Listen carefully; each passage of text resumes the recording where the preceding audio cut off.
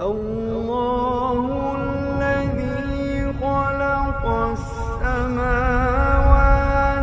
والأرض وما بينهما في 6 أيام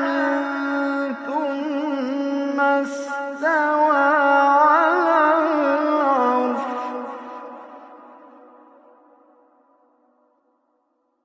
ما لكم من